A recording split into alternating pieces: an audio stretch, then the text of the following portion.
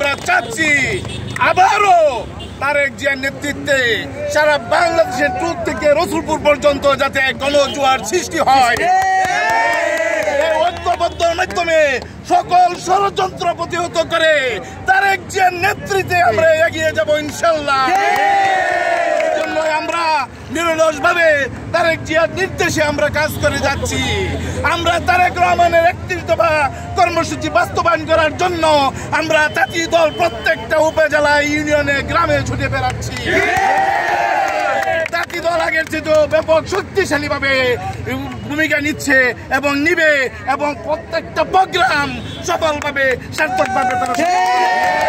আরেকটি প্রশ্ন হচ্ছে, এই আপনারা যেমন দাবি করছেন শেখ হাসিনাকে ফেরত আনবেন, কিন্তু এই সরকার যদি সে ধরনের উদ্যোগ না নেয়, একটা রাজনৈতিক দল হিসাবে আপনারা কি উদ্যোগ নেবেন? আমরা আইনগতভাবে তার জন্য যা যা করণীয় দরকার আমরা প্রশাসনিকভাবে আমরা প্রথমে এই ধরনের ব্যবস্থা গ্রহণ করার জন্য উচ্চ পর্যায়ের যারা আছে উপদেষ্টা মণ্ডলীর সদস্যদেরকে আমরা জনগণকে সাথে নিয়ে একত্রে আমরা দুর্বার আন্দোলন করব, আমরা দাবি জানাবো। তারপর যদি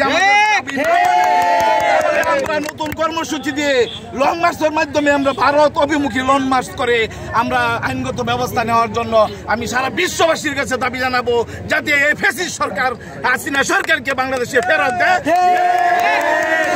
এবং গণতান্ত্রিক প্রক্রিয়া যাতে আইনগত ব্যবস্থা হয়ে শেখ হাসিনার বিরুদ্ধে আইন অনুযায়ী যে ব্যবস্থা গ্রহণ করবে সরকার, বাংলার জনগণ তা মেনে নেবে ইনশাল্লাহ। বিষয় সেটা হচ্ছে এই যে আপনারা শেখ হাসিনাকে ফেরত আনবেন বলছেন ভারত থেকে, সেটা কি আপনারা নির্বাচনের আগে আনতে চান নাকি নির্বাচনের পরে আপনারা জয় লাভের পরে আনবেন, কোনটা? আসলে সবচেয়ে বড় কথা হচ্ছে আমরা তো আইনের বাইরে না।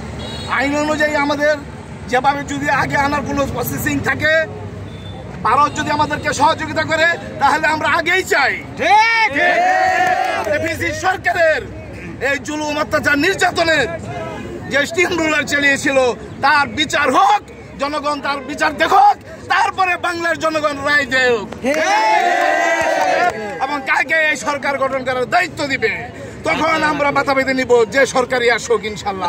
আপনারা নিজেরাই বলতেছেন যে শেখ হাসিনাকে আনবেন, তাকে সেখান থেকে ধরে আনা হোক, কিন্তু আওয়ামী লীগের লোকজন মাঝে মধ্যে মিডিয়াতে গোপনে এসে তারা নিজেরাই বলে যে আপনার যে কোনো সময় ঠুস করে বাংলাদেশে ঢুকে যাবে, তাহলে আপনারা কেন তাকে জোর করে আনা লাগবে?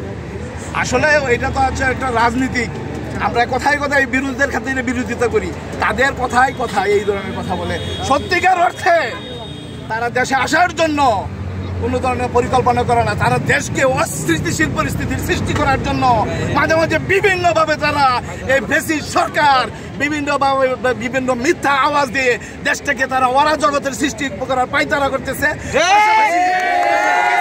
সৃষ্টি করার জন্য তারা বিচার চাই, তার বিশৃঙ্খলা সৃষ্টি করার জন্য সারা দেশটাকে তারা অরাজকতা সৃষ্টি করার জন্য একটা পায়তারা করতেছে। আমরা জনগণ 24-এর আন্দোলনে যেভাবে আমরা ছাত্র জনতা এবং বৈষম্য ছাত্র আন্দোলনের মাধ্যমে যে